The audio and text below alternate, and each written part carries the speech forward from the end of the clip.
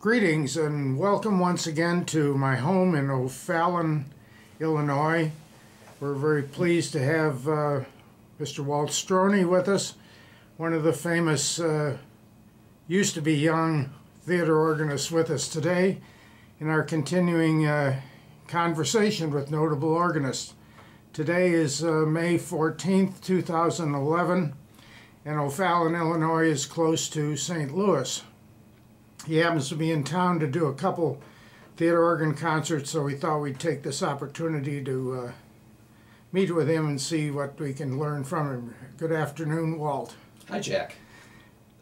Just how did you begin music and ultimately specialize in the organ? Well, like a lot of people, I began by watching the Lawrence Welk show on Saturday night. Our family would always turn that on. And while other kids wanted to be firemen and policemen and that kind of thing, I wanted to be an organist. Kind of weird, huh? I watched Jerry Burke, who was the organist on the Lawrence Welk show at the time, and I just remember thinking that that was something that I wanted to do. So organs were becoming very popular at that time and as home instruments, and my mother wanted to learn to play the organ as well. So we went out to one of the music stores in town. This was before they sold organs in shopping malls, by the way. And they came home with a Magnavox Spinet organ. I took the 6 free lessons. My mother got 6 free lessons. And after 3 lessons, she gave up, and I continued. And of course, then we traded that in on a Lowry organ, a Lowry Spinet organ. And I was advancing at a fairly quick rate. And I don't remember exactly who, but somebody suggested to my parents that they should take me over to see Al Melgard. Of course, I didn't know who Al Melgard was. I was only 7 or 8 years old at the time. And so they took me over to see Al Melgard, and he interviewed me and took me on as a student. So I started studying theater organ styles with Al Melgard when I was about 8 years old, I guess. Why don't you explain who Al Melgard is? Well, Al Melgard was a famous theater organist in the Chicago area. And these days, of course, most people think about Crawfords and some of the people that played downtown, but Melgard was very popular playing all the neighborhood houses. He was, and of course, in 1930s, he got hired at the Chicago Stadium to be the organist on the largest theater organ in the world, the Barton at the Chicago Stadium. He had also been a demonstrator for the Barton Organ Company back then.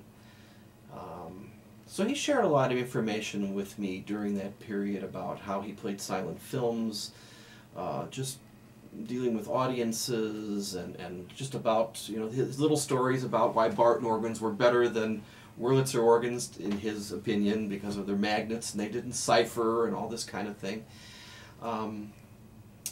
He shared a lot of information with me and was an excellent teacher for me. That's very interesting. Now, as you progressed, did you where did you start playing publicly? Well, I guess that leads to another story. He,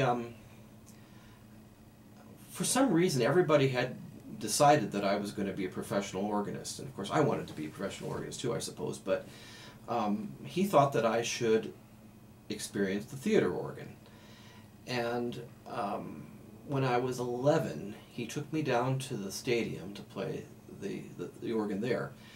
That was the first pipe organ that I ever played. The largest pipe organ in the world was the first pipe organ that I ever played when I was 11 years old. And then he suggested that I should join the American Theater Organ Society through the local chapter, which was called Cato. And I remember going to the first meeting, and I believe it would have been 1966. Christmas week 1966, the concert was at midnight, and it was Reginald Fort at the Montclair Theater in Chicago, which was a 3-manual 10-rank Barton organ. And that was my first meeting of ATOS, and Fort met me that night, invited me to come down to the Baldwin store, and of course I was only 11, 12 years old, and he would invite me to play concerts for the they would have events at the store quite often, and I would always be the young child that come up, and child prodigy, whatever you want to call it, that would come up and play for the at some point during the concert. And it just, from that point forward, I started playing little concerts for the Chicago ATOS chapter, and got into high school, and someone said that I should study classical organ, and so I started studying classical organ, and just things started growing and growing, and I started playing pizza organ. I had played a social concert, a little concert for the Milwaukee chapter, and had finished the program and went over to the Schnitzel House restaurant, which had a Wurlitzer theater organ. A man named, what's his name, Don, I'm having a senior moment here. He's a British organist who played at that restaurant. And little did I know that the manager of the Schnitzel House had been a manager at Organ Stop Pizza in Phoenix, and he was going to open his own pizza restaurant in Phoenix, in Milwaukee, and he offered me the job that night. So I moved to Milwaukee and started performing pizza organ. I played my first public concert for Cato when I guess that would have been 1975, I believe, at the Pickwick Theater in Park Ridge, Illinois. And then, of course, started playing ATOS conventions. El Melgard asked me to play at the 69, was it? No, sorry, I gotta think this one through. I can't remember the years. I think it was 69 ATOS convention at the Chicago Stadium. And I was 13 years old. I played Roller Coaster, and I still remember finishing the piece and how I got to the end, turned around to take my applause, and there were notes coming out. What an experience. Well, that can happen. Now, speaking of the pizza business, somewhere in this, your career got you to Phoenix, Arizona, and that chain of restaurants down there, didn't it? Yeah. What happened was I was on a vacation, a winter vacation, to the LA area, and I was at San Silmar, which is the famous museum over in Silmar, California, and ran into Ron Rode, and he said, "Oh, I've seen your name in Theatre Organ magazine. Why don't you stop in Phoenix?" Well, we flew to Phoenix 2 days later, and I just happened to arrive in Phoenix the very day that Lynn Larson resigned his position at Organ Stop.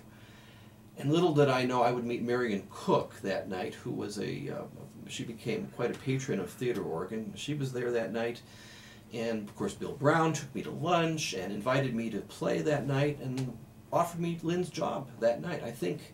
So basically, Lynn had resigned that day, and he offered me Lynn's job that night. I just happened to be in town. It just happened. So how long were you in Phoenix at Organ Stop? I was at Organ Stop from February, that would have been 1978, and I played there 10 years. Well, that's quite a time.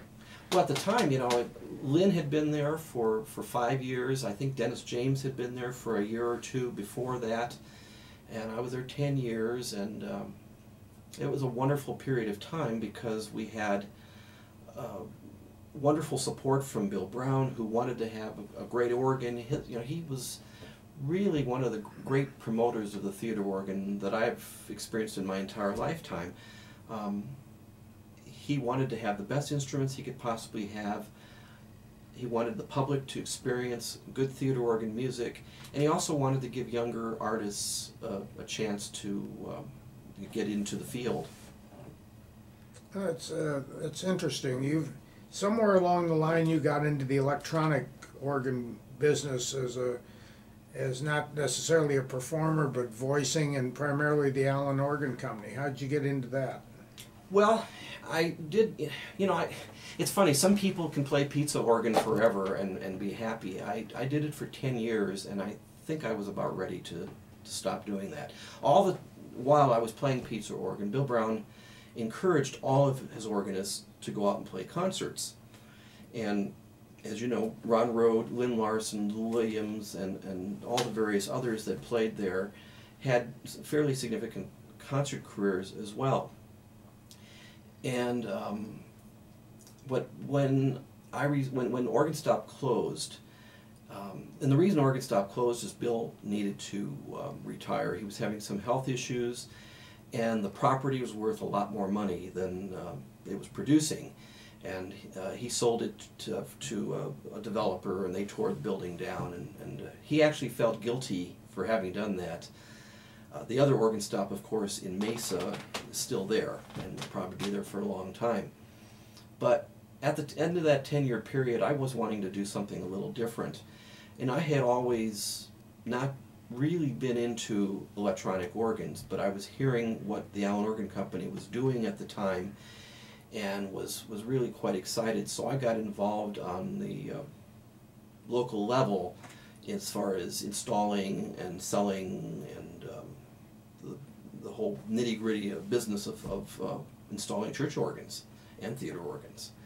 And when the Renaissance line came out,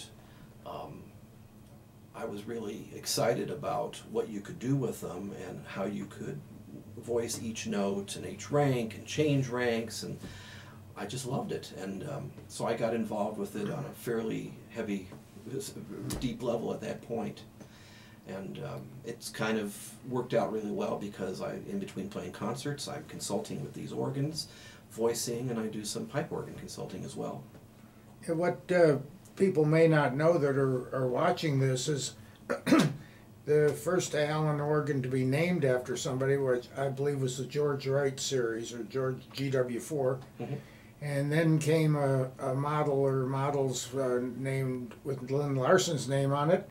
And now you, the third one in line, you have a Walt Strony model. Mm-hmm. What separates the Walt Strony model, let's say, without getting too particular about it, from the other two? You obviously think your model's better than the Larson or the George Wright. Well, I'm not sure if how to answer that question, but a lot of people have asked me what the differences are from. See, my model really replaced the George Wright 4 manual. The Lynn Larson model replaced the larger George Wright model. I'm sorry, the smaller George Wright model, the 3 manual.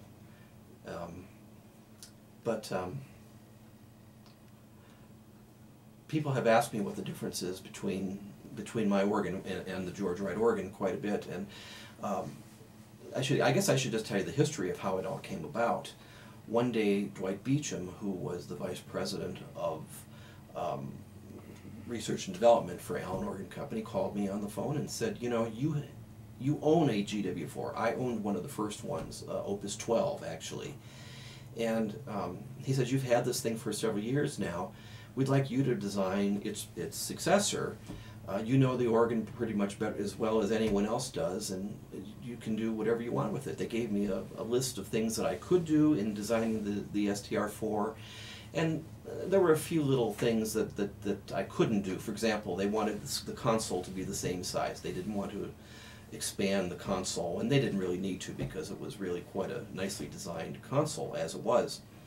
So I looked at the George Wright, and there were... One of the things about the George Wright model was that it was actually designed by him and didn't really come out until after his death. So he never really saw one. And once when the first one was built, there were things that we looked at and said, oh, you know, maybe this could be a little better, this could be better, and that kind of thing. And Allen had a different, or improved, well, just an expanded library of samples available. So we included some different samples. There's some samples from the Detroit Fox Theater, just a lot of different new samples in it. And the specification was expanded. And one of the things that I wanted to do was have piano pedals which is more traditional, like a Wurlitzer. So it just basically, we expanded on the George Wright thing and fit as much in there as we could possibly get. Also, I wanted to have a second organ. The quantum technology that Alan came out with originally had the ability to have 4 different organs included, 4 different sets of samples. And now, of course, some of the organs that they're building in the classical have as many as 7 sets of samples. But I wanted to have a second set of samples that were totally classical. And so what we have is an E.M. Skinner organ, a complete E.M. Skinner organ that's in one of the other slots. So it's basically, it has the capability of having four different voicings in it, but 2 of them that I've done, the theater organ and the classical organ, are totally different and play different, and it's just a lot of fun. Well, good. You've been recognized through ATUS and your accomplishments in at least one unique way. You're one of 3 people that has ever been recognized as Organist of the Year for 2 different years. The others are deceased. Yeah, the other 2 are deceased at the moment. Well, still, yeah. They still. One was Lee Irwin and the other was Gaylord Carter. And you got your Organist of the Year in 1991 and 93, I believe. Mm-hmm. And just this year, you're going to be inducted into the ATOS Hall of Fame. So those are some significant accomplishments. What would you say is your most significant big-time concert organ or venue that you've ever played in, that really sticks out as the #1 big deal? Well, you know, that's kind of a hard question to answer because there have been so many. But I'd have to say that 3 events would stick out above all the rest. 2 of them, of course, were at Radio City Music Hall. The first was the ATOS convention, where I played the first concert on that organ, which had been played in years, for the to open the ATOS convention. What year was that? That was 2007, I believe. Yeah, and then of course I played during your event at the Radio City Music Hall. Those 2 would have to be 2 of the most memorable events. And the third would have been the last time that the Chicago Stadium organ was heard for the ATO. Actually, it was heard publicly in a concert in another ATOS convention. Those would have to be 3 of the top ones. Oh, good. What do you think was the most challenging one? You know, what's the other end of the... Oh my gosh. Well, you know, we're dealing in many cases with instruments that are not in their best shape. So there's been a few of those, but I'd have to say one of the biggest challenges was the first concert I ever played for an ATOS convention. It was at the Oriental Theatre in Chicago, which is a wonderful instrument. Some of the old-timers used to say that they thought the Oriental and the New York Paramount were the 2 finest Wurlitzers ever built.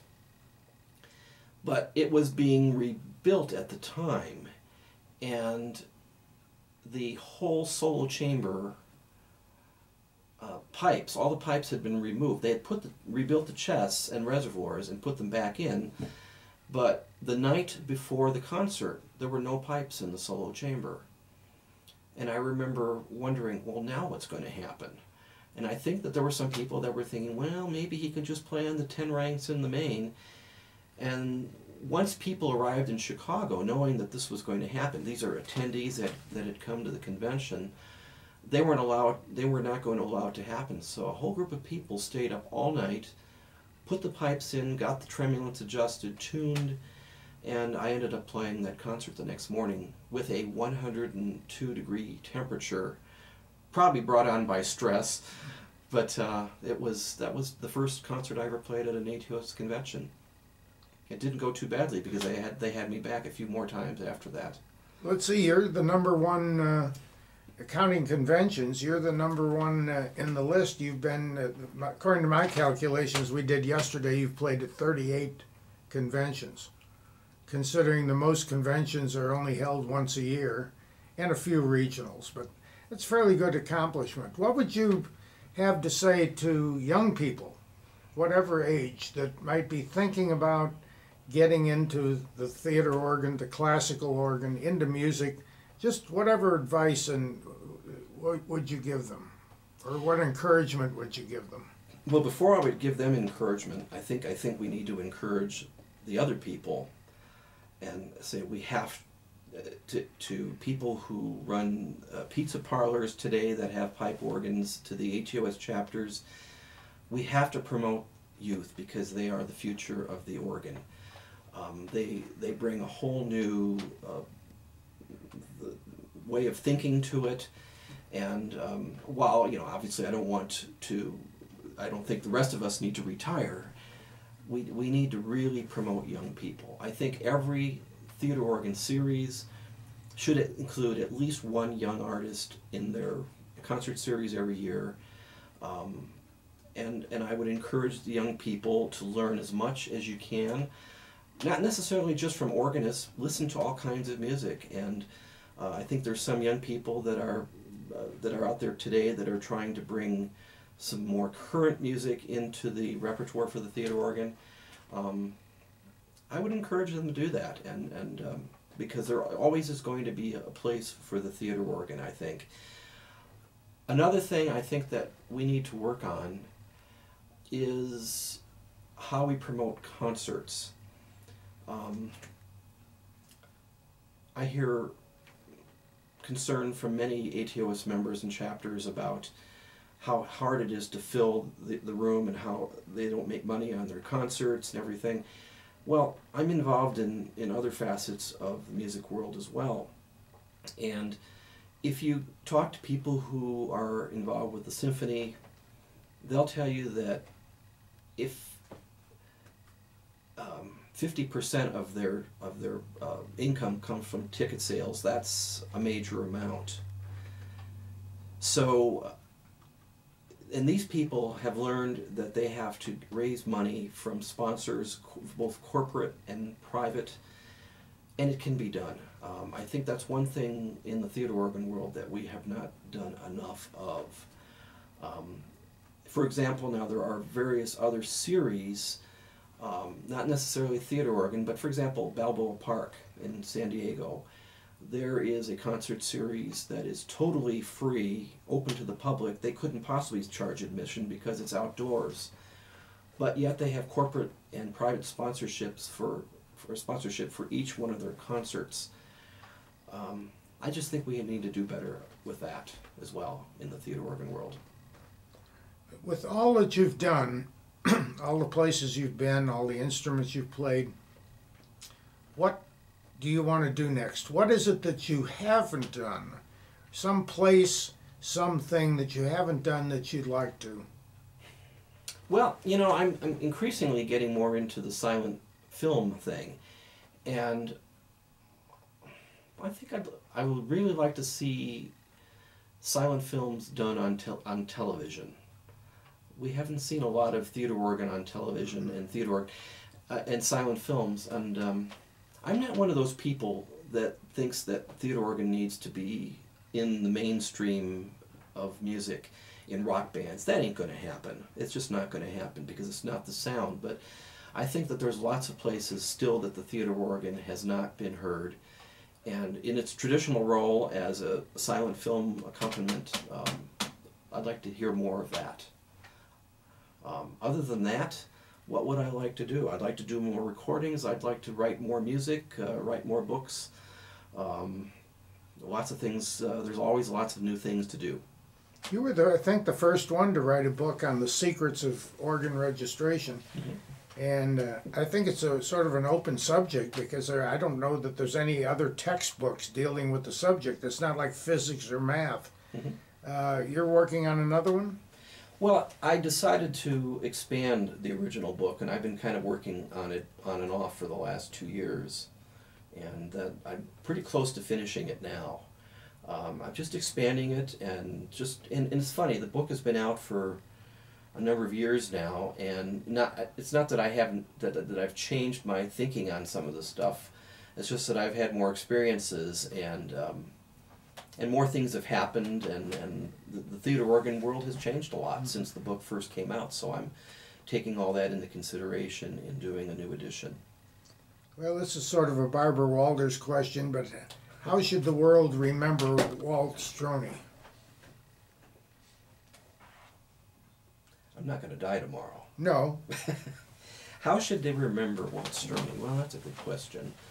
I'm not sure how to I'm not sure exactly how to answer that. I wouldn't know either. I don't know. I really don't know how to answer that. I mean, I'd like them to remember me for my book, my contributions, and